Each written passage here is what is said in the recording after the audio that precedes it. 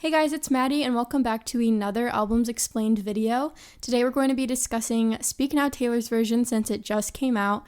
I love the album so much and I'm so happy that Taylor has finally gotten to re-record it. This album has been in my top 3 since it came out, so it's really beautiful to hear Taylor's mature vocals and as well as the vault tracks, which we'll get into. So let's just get started. In the first song called Mine, Taylor documents the journey of a relationship that she saw flash before her eyes when a guy she barely knew put his arm around her. It begins by describing both parties' current situations, painting Taylor's love interest as a college student who left a small town, and Taylor as a careless man's careful daughter. The bridge documents a fight between the two of them where Taylor is ready to walk away from the relationship because it's all she's ever known. However, her love interest tells her he'd never leave her. Taylor describes track 2, Sparks Fly, as a song about falling for someone that maybe you shouldn't fall for, but you can't stop yourself because there's such a connection, such chemistry. She sings about knowing that the person is a bad idea, but not being able to resist. Track 3, Back to December, is a song of apology where Taylor sings to her ex-lover, Taylor Lautner. She apologizes for ending the relationship and takes accountability. She acknowledges all of the things that she did that ended up hurting him. By singing, It Turns Out Freedom Ain't Nothing But Missing You, reveals that Taylor likely ended the relationship because she didn't want to be chained down, but all it did was make her realize that she actually wanted to be with him. Track 4, Speak Now, is the title track of the album. It paints the picture of a wedding of her ex and his new fiancé. Taylor crashes this wedding, saying that it's not too late to leave her and be with Taylor, who would treat him right. It was inspired by a friend who was rumored to be Hayley Williams from Paramore, who had a childhood sweetheart that ended up turning his back on her. Track 5, Dear John, has a clever title, as Dear John is a letter written from a woman to a man, most of the time, ending a relationship. But also, the man who the song is about happens to be named John. Taylor sings about constantly walking on eggshells around him and how the relationship was incredibly tumultuous. She sings about their age gap. At the time they dated, Taylor was only 19, while John Mayer was 32, a 13-year age gap. She wishes she had listened to her mother and others who told her to run. In the bridge, she sings about all the other girls he has impacted by his toxic ways and how she sees through all of his games now. Track 6, Mean. The song was a response to a harsh review written by Bob Lefsetz regarding Taylor's performance with Stevie Nicks. He wrote cruel things, claiming that Taylor can't sing and shortened her career because of this performance. She ultimately proved him wrong, obviously, as she is now arguably the biggest pop star of today. In track 7, The Story of Us, Taylor sings about how at the beginning of a relationship, Taylor thought they were endgame and they'd be able to tell their fairy tale story. However, now after breaking up, they're caught in the same room and attempt to ignore each other's presence. It is speculated that the song was written after at the CMT Awards, where Taylor was sitting a few seats away from her ex, John Mayer. They both had to pretend the silence wasn't killing them. In track 8, Never Grow Up, Taylor sings about how she's still not sure how she feels about growing up. She reflects on seeing young girls in the audience of her shows and imagining who they will become and remembering those pivotal moments in her own life. In track 9, Enchanted, Taylor sings about her infatuation with a man without knowing a ton about him, and worrying that there's another girl he's in love with. It's rumored to be about the lead singer of Owl City, Adam Young. Him and Taylor had been talking through emails for a while, and they finally met in New York City, which is what inspired her to write the song. She wanted to express how magical it was to meet him, and she even says that the word wonderstruck was used intentionally, as they had used that words in emails back and forth with each other. She wanted him to know that the song was about him. Enchanted was originally supposed to be the title track of the album until the CEO of Taylor's then record label turned the idea down because the record was not about fairy tales in high school anymore. Another reason to dislike Scott Borchetta. Track 10, Better Than Revenge. The song is about how Taylor believed that Camila Bell stole her then boyfriend, Joe Jonas. Since the release of the song, Taylor says that she now realizes that no one can steal your boyfriend unless the boyfriend wanted to leave.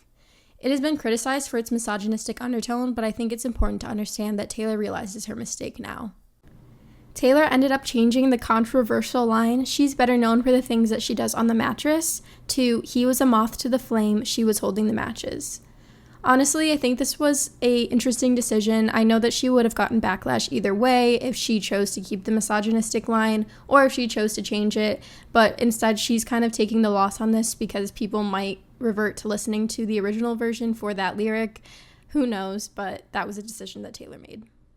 Track 11, Innocent, is a song of forgiveness after Kanye West interrupted Taylor at the 2009 VMA Awards. She says that his unkind action doesn't define him as a person and that he can still learn from his mistakes. However, we know now that he did not learn from them. She sings 32 and still growing up now, and West was 32 at the time he interrupted Taylor's speech. Some vocals from the bridge of the song were sampled in Look What You Made Me Do, which further cements the idea that the song is about West. On track 12, Haunted, Taylor sings about how her past relationship continues to haunt her.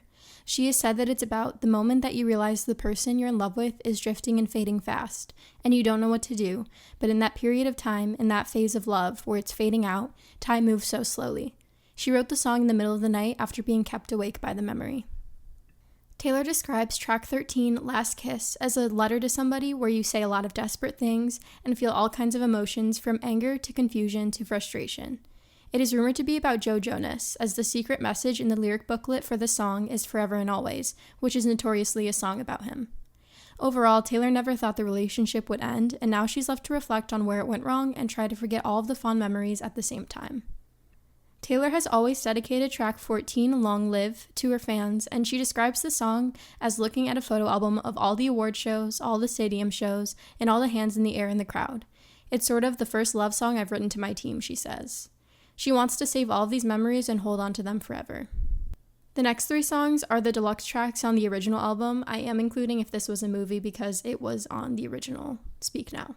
That being said, Ours is a song that touches on an unlikely romance and how it is judged by others, but how the two in the romance don't care.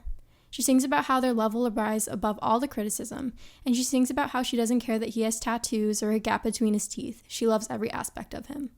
In track 16, If This Was a Movie, Taylor daydreams about how her failed romance could have turned out so beautiful, and how if they were in a perfect world, he would have come back to her and they would work out.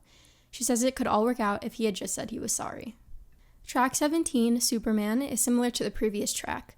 Taylor sings about how she thinks a relationship could still work out when the time is right and if he apologized. She sings about how much she misses him and how she recalls every word he said to her. Okay, so moving on to the vault songs, the first one is Electric Touch. This one is kind of similar to Sparks Fly. Taylor sings about hanging out with the guy for the first time and the nervousness and excitement that comes with it. After several failed relationships, Taylor knows this new guy will either hurt her even further or bring her back to life. She wants this to work out so badly and wants this to be the one time where the stars align for her. When Emma Falls in Love is speculated to be about Emma Stone. Taylor sings about how Emma carries herself and acts when she falls in love. It seems like Emma always thinks it will go wrong, and Taylor says she knows the boys who love her will be forever changed and how sometimes Taylor wishes she were Emma. Taylor describes Emma's love as unconditional and loyal. She won't leave unless she absolutely must. She stays herself when she's in love, and Taylor says that she wishes she were more like her. In I Can See You, Taylor sings about a possibly forbidden love. She writes about how often she thinks of him and what they could become. The lines, "We kept everything professional," and "They keep watchful eyes on us, so it's best that we move fast," suggests that this romance is not supposed to happen. It has a similar theme to songs like Love Story and Sparks Fly, where the love may go against all odds, but it's so powerful that it could prevail. In my interpretation, Castles Crumbling is about how Taylor was so applauded for Fearless and how she was on top of the world, but soon after, critics and other people began to discredit her success, and she found herself having to prove her talent and the empire she'd built. It draws parallels to Long Live, where she sings about her fans and how they'd celebrate her and everything they'd built together. However, in Castles Crumbling, she acts as if she's let her fans down, which clearly she has not. In Foolish One, Taylor sings about a one-sided love that she's experiencing. Despite all the signs that her love interest is giving that he's not fully interested, Taylor tries to trick herself into thinking that they'll work out one day, and one day they'll look back and laugh at his nonchalant behavior. At the end of the song, she finally confesses that he just wasn't the one for her, and she won't wait for him anymore. In Timeless, Taylor sings about a love so meant to be that in any other lifetime, any other place, and any other circumstance, they still would have ended up together. Even if it was 1940 and he was off to war, or in the 1500s when she was forced to marry another man. Their love is so strong and unconditional that it could withstand anything. I really hope you guys enjoyed this explanation of Speak Now Taylor's version. Of course, this is a very surface level explanation of the tracks. Let me know down below which song is your favorite, whether it's one that was already released during the original Speak Now, or if it's one of the vault tracks. I would love to hear what your thoughts are on the album. I am very proud of her for taking back her power and owning her work. I will be basking in the glory of Speak Now Taylor's version. And thank you guys so much for watching. I hope you enjoyed, and I will see you in my next video. Bye!